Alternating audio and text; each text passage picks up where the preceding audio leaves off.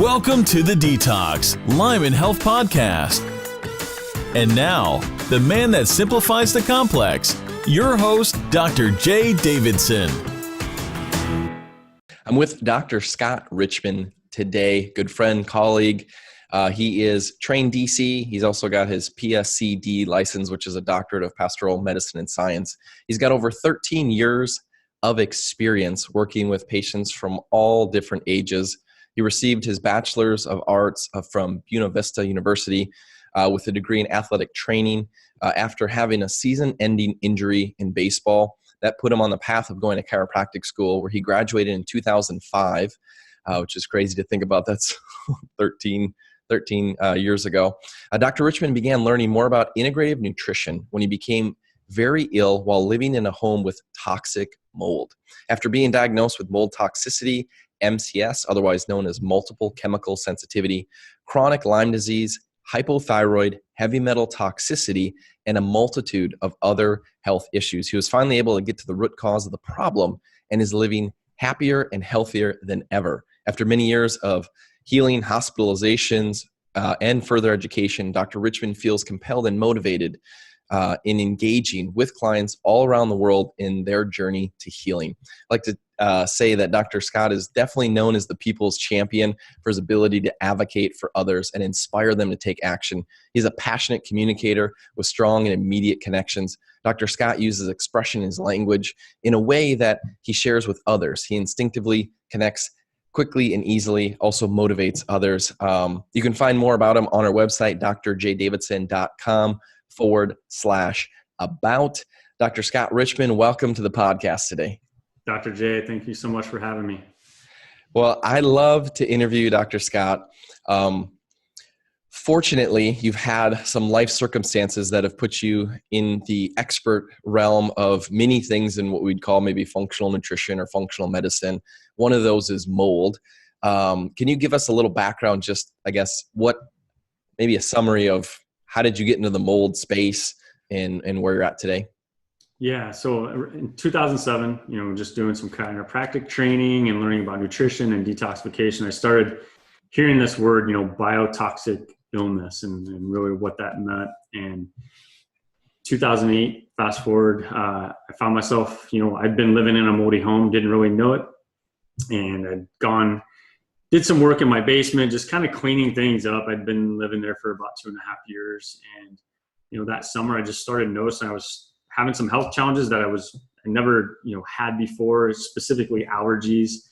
And that fall, my daughter was born. She started having a rash, systemically. She was very colicky, a lot of GI issues, and just everything kind of started snowballing. And, come the beginning of the next year, so this is 2008, I started realizing how sick I really was. I mean, if you look up all the commonality of the symptoms that would be in the, mold illness space, I checked off every single one of them. And we're talking like an 11 by 18 sheet, just full of symptoms. And I literally, every single one of them I was dealing with on one level or another, some more, severe than the other ones, but really started off with a lot of GI issues, the light sensitivity, the headaches, and then one of them too that was really alarming was the severe nosebleeds, like intermittent nosebleeds that I'd never ever dealt with before.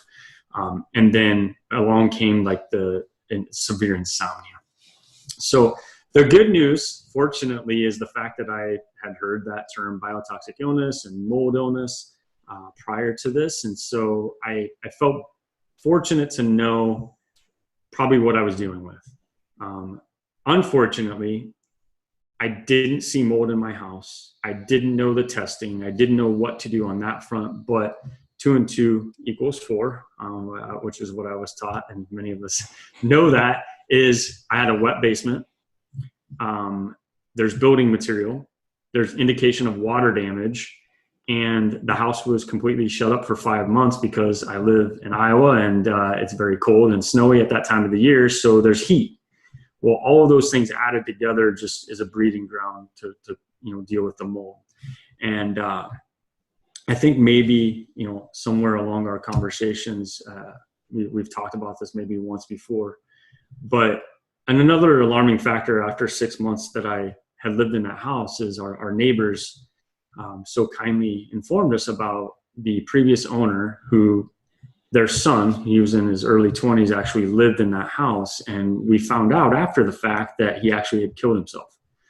He committed suicide in the garage. So they didn't have to disclose it because it was a detached garage. So we didn't know this had happened. And, of course, he was a different personality. He was outside doing weird things, taking care of the lawn at weird hours of the day, you name it. And it was really apparent to me, based on the way that this house was affecting me and what I was experiencing at that time, it all added up. He was very, very sick, and he was mold poisoned. He definitely was dealing with the same thing, because I went from sanity to massive irritability. I couldn't tolerate sounds. I couldn't tolerate light. It was the ups and the downs, the mood swings. I mean, like it didn't feel anything like myself. And so with somebody who maybe was experiencing that type of toxicity illness and really not having a clue about it, it really explained to me maybe why, he ended up doing what he did. And the sad reality is probably still to this day, his family doesn't even understand that, which is why I'm definitely on the mission. And with the things that are even happening today with the flooding and the hurricanes and all of that, this is a massive, massive epidemic that unfortunately every single day somebody's dealing with it. And it's only seems like it's gotten worse, but we've gotten more awareness too. So that's really the mission behind all this, and telling my story. Others that have very similar stories, they all sound a lot alike. How we've navigated it or how it's affected us maybe is where some of the differences are, but the commonalities are all too common, unfortunately.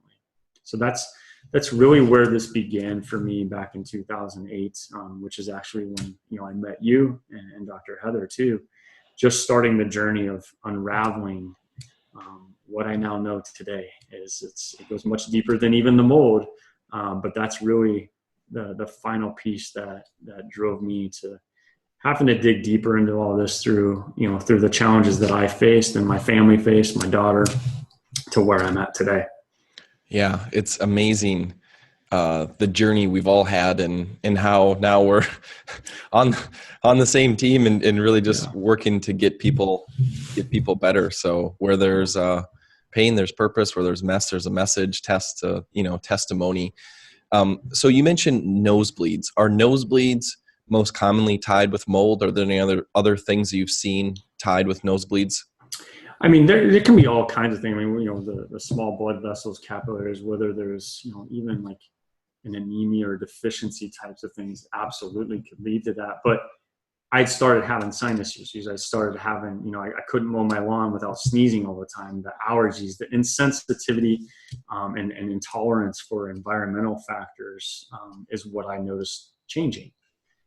Which now I understand too. It was because I was already having gut issues. And so that was my first line, barrier to the immune system, the inflammatory response that happens. And then mold, like I said, it was just more gasoline on the fire that the foundation of the problem was already laid. And then it just kept getting worse and worse. And it wasn't like that house made me sick from day one. I'm not in what we call the dreaded genotype. Top 3% of individuals that are unable to deal with this type of an environmental toxin. I'm more in the higher end of the 24 percentile. So it's definitely going to make me sick. I'm definitely genetically susceptible, but I'm not dreaded genotype. And so I could tolerate it for a while, which about for 2.5 years I did, but my bucket was getting more and more full. And then, now the stress of a new child coming in, and then when she was finally born, now sleep deprivation and everything that comes along with a new child was really the final trigger of all of that, and that expression of the inability to clear those toxins that my body had been storing in fat cells and protecting me. Now all of a sudden the floodgates start opening up, and the inflammatory response was just off the charts, which is why all the symptoms started coming along the way that they did. I find nosebleeds, mold. It seems as if somebody has sensitivities, reactions. They're they just seem to react to everything. Mold tends to be thrown into that. Is that one of the top things that you see for those hypersensitive type people? Yeah, no, absolutely. I mean, like I said, I've seen a myriad of symptoms for sure. The sinus issues, the bleeding, affecting the eyes. We see that a lot with the light sensitivity. Neurological inflammation, right? Brain inflammation is one of the big things that I'll see, associated with the exposure. And I mean, it's just the massive inflammation response that the body has that really is the underlying causative factor of so many symptoms that are associated with mold illness. So for those listening to the podcast and you're like, hey, I just want to improve my health, we usually recommend just starting, go to microbeformulas.com. There's a protocol guide. It's a great place just to begin the journey.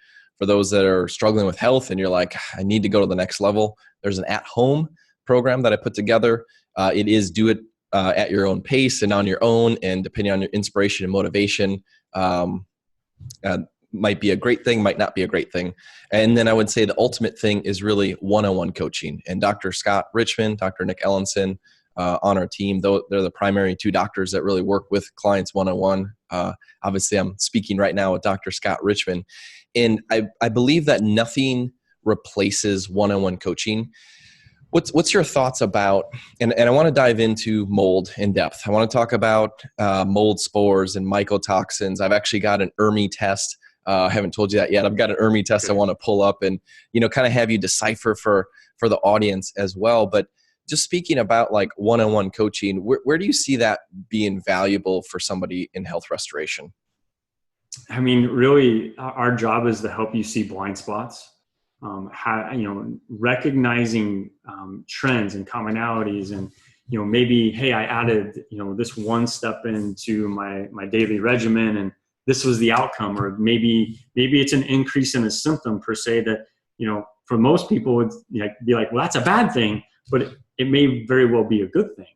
And so that's one of the most common things that I hear is the change in the symptomatology, and how do we decipher that?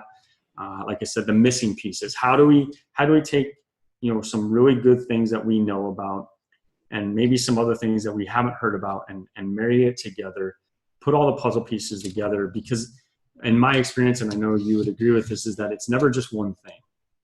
And so how do we navigate that? And then another component too is just the emotional and mental mindset around how do you be successful with your protocol, or just overall daily lifestyle and the tasks at hand. That's where a coach comes in, is to maybe extract out of you more than what you could get out of your own self. That's the role of a coach, right? And to whether it's accountability or just guidance, through the challenges, and celebrating the wins too. I mean, it's all aspects. That's why the coaching is absolutely irreplaceable one-on-one. I agree. And it's really just to try to speed it up, right? Like, I believe anybody can figure it out if they have enough drive and they spend enough time and resources on it. But obviously as coaches, the goal is to accelerate that and save you time and money with that. So getting into the mold side of it, how do we know if we have mold in our house? How do we know if we have mold in our place of work or our school? Maybe let's just stick with the house. I mean, Is it they're going to have symptoms? Is it we have to run a test? What are your thoughts? Not necessarily. I mean, start with the basics is general home maintenance, inspection, looking at, is there a roof leak that you maybe didn't see or notice, making sure you're checking the rafters and all the insulation, just up in the attic space. Do you have a basement? Notoriously basements may smell, they may smell, musty, things like that. And just like my story is, you don't have to see mold for this to be affecting you. So that's where it's like, start off with the basic things of general maintenance, inspection, looking around the most notorious places, such as bathrooms, under the kitchen sink, any areas like foundation crack, making sure that drainage around the home on the outside is proper. The water is getting away from the home, especially if it's got a basement or a walkout where there's there's pressure from the ground. That's notorious for causing these types of water leaks and things like that into the home, for sure. Windowsills, that's another big one. HVAC systems, making sure that that's always properly cleaned. And then, the next step then, if there is an area or suspicion, or if maybe somebody in the home is actually having symptoms, all of those would be red flags to then go kind of to the, we'll call it tier 2 as far as investigating, which is getting more into the testing, which you mentioned, the ERMI. And that's kind of the first thing that I would do from a test to then decipher, is this an environment, if somebody is actually already having, health challenges and symptoms, is it an environment in which they can recover in? Or is it something to where maybe we need to go to the next level of they need proper remediation and or even actually getting out of that home and that living environment. So we don't want to just go jumping off the proverbial cliff and saying, oh, I just got to get rid of everything and there's no saving any of that, or I have to just automatically move out of my house. Let's do a little bit of due diligence work to decipher at what level, because everybody is going to be affected a little bit different. Their tolerance is going to be different.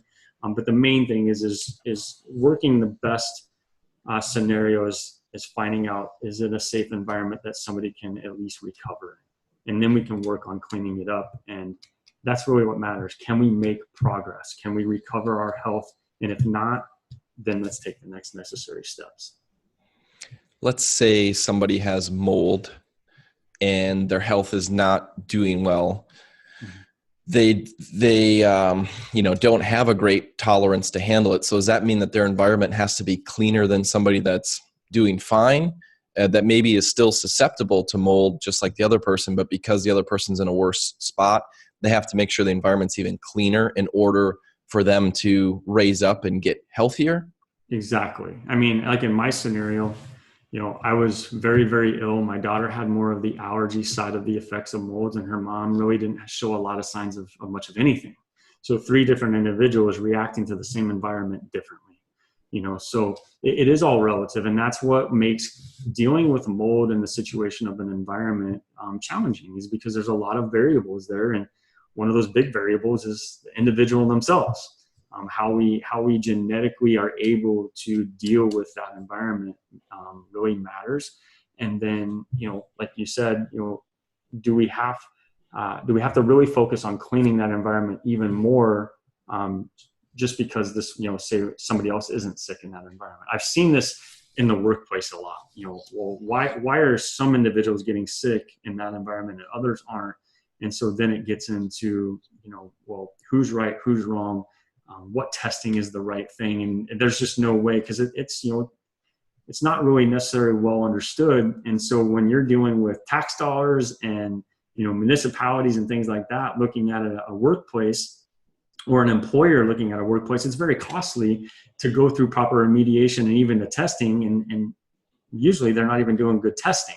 So to prove why that individual or that employee may be getting sick from it is definitely a challenge also. And so it's something that we want to make sure, through these conversations, that we really, express and reiterate that, an individual can absolutely be responding differently compared to the next person. So important things. What's the difference between, or really, like, what makes people sick from mold, or what about the mold is the problem? It's really the mycotoxins. So the biotoxin that the mold produces, otherwise known as mycotoxins, and each form of mold is going to give off their specific type of toxin. But in general, the mycotoxins is what's really causing our bodies to become sick, causing that inflammatory response to really occur. Now, there is a medical condition known as aspergillosis, which that gets into more of somebody's inhaled or even ingested, say, the actual mold spores, and now that has colonized in the body, usually in the lungs. Okay, so that's the aspergillosis side of it, when it's more of the infection, the mold spores that have now grown, where most people are dealing with the mycotoxic, biotoxic illness per se. So the mold then produces a toxin, a biotoxin, which basically means living toxin. And that toxin is then what makes us sick and can affect us. Yeah, it's their weapon of choice. That's how they fend off other molds. And so that's why it can be, the mold itself can be living inside a wall, under a floor. You can never see it, but yet it's still making you sick because it's the chemical, the toxin in the air that you're breathing. That's what's actually making us sick. Now, unfortunately for me, I unknowingly made the mistake that I went and disturbed that water damaged material, which I'm sure deeply embedded was the mold that I necessarily wouldn't have seen. I just saw the water damage, like maybe like an inch or so at the bottom of the drywall. Now the problem is that I've disturbed it. I start ripping it off. I disturb it. The mold spores love to travel around on dust. So we want to make sure that we're dusting properly all the time and cleaning our environment, but that's how it gets stirred up.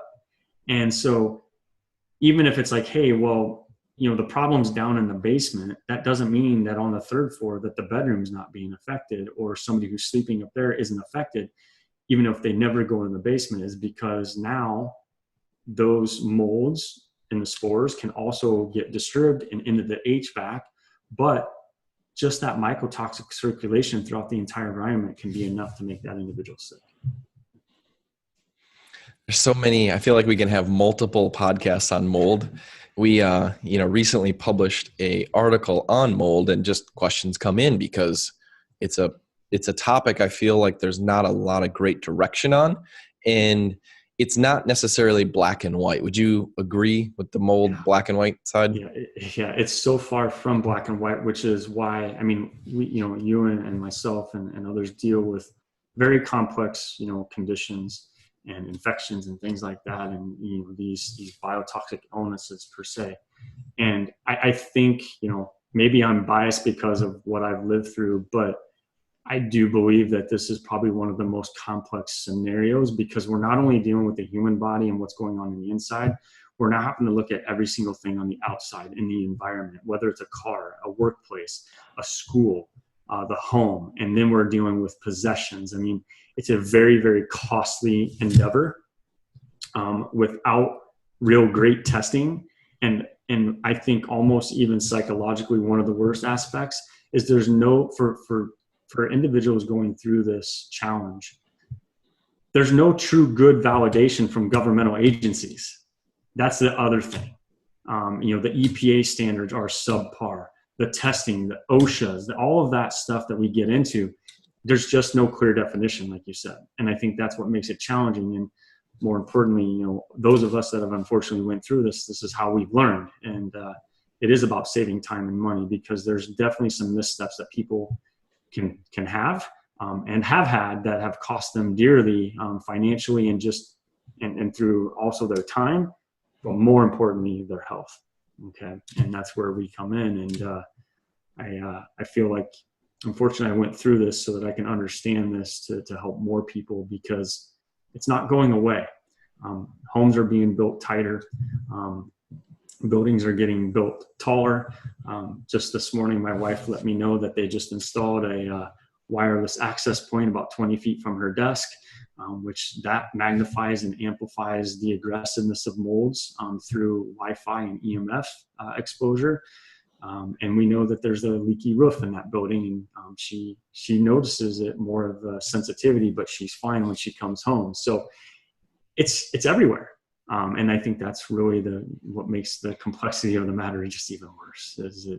It's just not going away. I agree.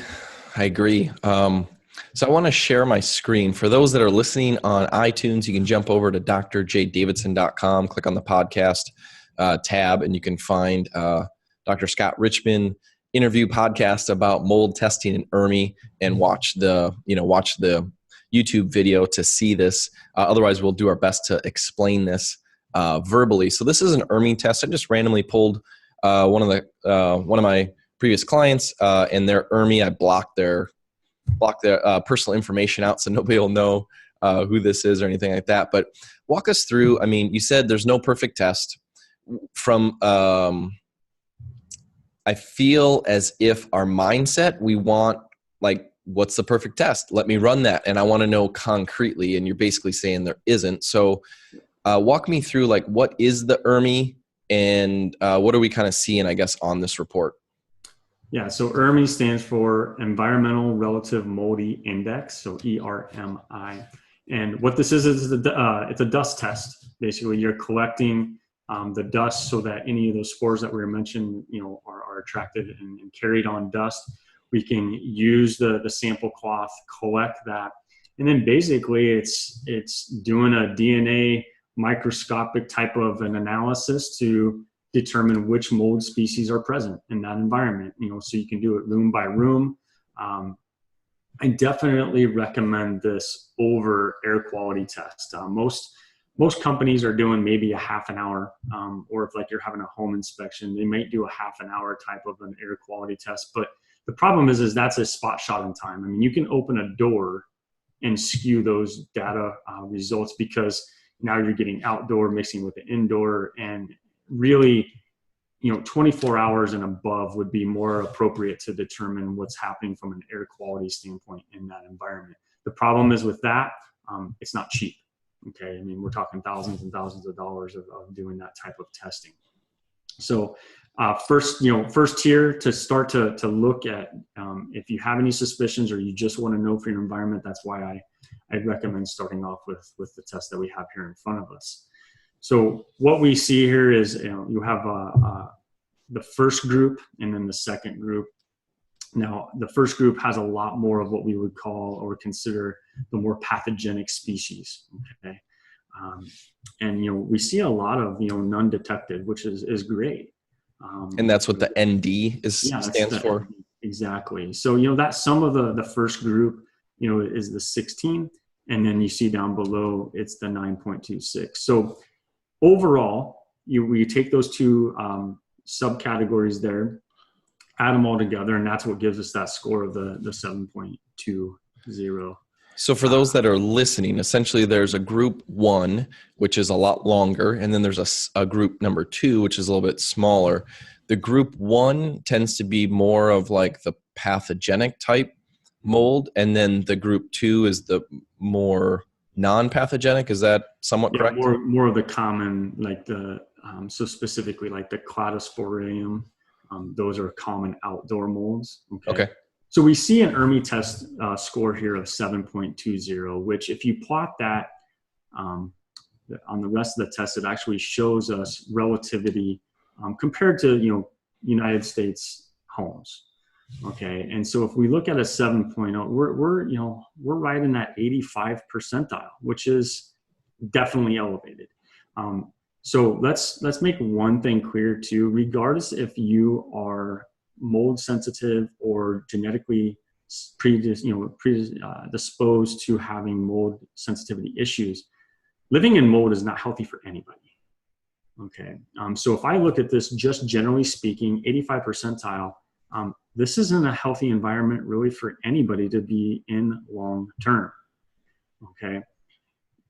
Now, if we go back to actual mold species here, I'm looking at a couple of different things here. The big ones that pop out, and the first one always is I'm going to scroll down and I'm going to look at the Stachybotrys. Stachybotrys. Yeah. So we got that there, that it's showing 3. Okay. Ideally, we want to see 0. Excuse me. And the thing about Stachybotrys is this is not a normal mold. This is really a mutated mold from building material. Okay, it's only found on the inside. There's no outdoor Stachybotrys species that is ever in our environment. So we know this is a mutation. This is what's considered the true actual black mold that we talk about or hear about. Okay. Most people say black mold based on the color. Okay, but really it could be any other type or kind of species of mold and not necessarily Stachybotrys. So that's one thing to be very clear, that this is the true black mold that we're talking about. It is well known that it is linked to all kinds of health conditions, cancers, things like that. So that's the one thing I want to look at first. And that's a number 3 on this test. So what Is that bad then? And what numbers should you see? Yeah, we want to see zero. Zero. Absolutely. Because this is not, as I was mentioning, this is not a normally found mold. It's a mutation only found because of wet, heated building material. Okay. Got a food source and it's mutation, and now that's going to grow in that indoor environment. Some of the other ones I want to look at is, we talked about aspergillosis. So some of these other, there's many species of aspergillus. Aspergillus niger, we see a 1 there. Okay, that's one to be aware of. But any of these, too high can absolutely, impose a health threat for sure. Yeah, and there's a bunch of aspergillus species, I guess. 1, 2, 3, 4, 5, 6, 7, 8, 9, 10 different aspergillus on this report. Yeah. So those are the real big ones. I mean, really all of these play a factor for sure. And on this report, we don't see, too many too high. We have the Wallemia here at the bottom. Yeah. Yep. Wallemia is definitely elevated on this report, which I would be paying attention to for sure. The Eucodium, that one, that's aspergillus, I believe. That's elevated in the 700s. The other ones, for most part in this lab look pretty good, but the cool part about this is how you score it is really what matters, and that gives us that overall score, right? So everything can look pretty good, but then now comes along, we have 3 spore counts of Stachybotrys, and once again, this isn't an absolute. It's a good estimate. You're not going to discover every single thing in every crook and cranny of the home, right? So we know that this is something, this would raise a red flag to me for, like I said, for anybody, but especially if it matches up with the history, the symptomatology. I'm always looking for those clues in any case that I read through, keeping potential mold exposure in the back of my mind. Sometimes it's very obvious, and then other times it's not the primary thing, but there is some potential issues with the environment that if down the road, maybe that individual is not responding, kind of typically to care, or they plateau. That's when we come back to that mold piece and go, let's dig into this a little bit further, because it may be playing a bigger factor now. Where other cases, like myself, I knew exactly what it was right from the get-go. Okay. But we classically want to see that ERMI. Everybody's going to be different, but down to that 2 to negative 1.5-ish, right there in that middle. But just because we had a safe ERMI test in that range still doesn't guarantee that mold illness client or patient can still get well in that environment either. And that's what makes this a challenge is everything can look great and they can still be getting affected and have health challenges from that exposure. Yeah, I wish on this podcast I could just pin you down and be like, okay, here's question 1. What's the answer? Question 2. But a lot of what I'm hearing is it depends on the person, and where mold might not have been a factor early on, now it could be later, or vice versa, where it could have been earlier to trigger and then now it's not main standing. Do you see it go both directions? Yeah. Or what happens if now all of a sudden I had a new, my home was fine, and now it's wintertime and I had a pipe burst. It's a dynamic living environment that changes all the time. And there's another variable in this scenario too that, can always come into play. Somebody may be recovering. They were truly a biotoxic mold illness client, and they're recovering. And the next thing you know, maybe they got into their friend's car that, was 20 years old, not thinking because they're doing well, and boom, they had a mold exposure and now they crash. Okay, so that's just one extreme example, but it's something that we all do every day, which is practically get into a vehicle, and so it can trigger that immune response again, maybe not to the severity. Like myself, I can go into a moldy hotel, which is notorious, pretty much everywhere you go. And I can feel the effects, but I don't get deathly ill, because I've really worked on cleaning up my system, cleaning up and teaching my immune system that this is okay. I'm not going to stay in this environment. You don't have to have this all-out assault on my body, but it's an alarm system that tells me, hey, there's something going on here, and you probably shouldn't be in this environment too long. Calm everything down, not overreact, and life goes on per se. But it's that chronic cycle that a lot of people are just living in, day in and day out, and despite their other efforts, that's why they're not recovering.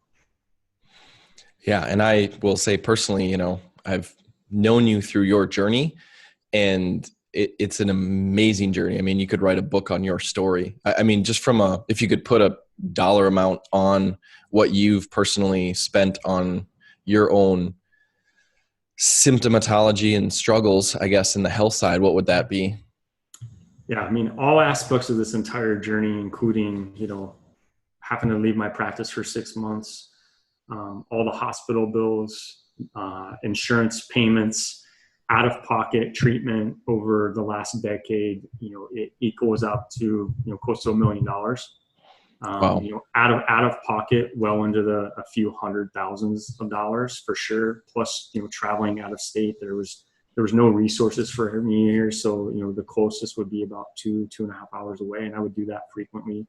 I've traveled 1,000 miles one way just to make sure that I'm getting some proper care and treatment to get me back on my feet, and then be able to do a lot of my, the things that I do at home, which is, when we coach and we work with clients, I love all those tools. I've been exposed to, high-end therapies and things like that. But the real benefit is how can we work to getting ourselves taken care of and learning the tools that are going to get us through and doing that sustainably and right there at home. And provided that we're living in a clean environment, which is priority number one, so that our efforts can be efficient for sure. But that's the journey and the experience that has led me to understand that we can really recover without having to necessarily travel all around the world, or the country for that matter, to get that type of care for sure. And so I think it's really brought clarity on that. And that's where, the coaching, like you mentioned before, it's saving time and money. I spent $3,400 in one day at a facility that touted themselves as the mold treatment place to go to.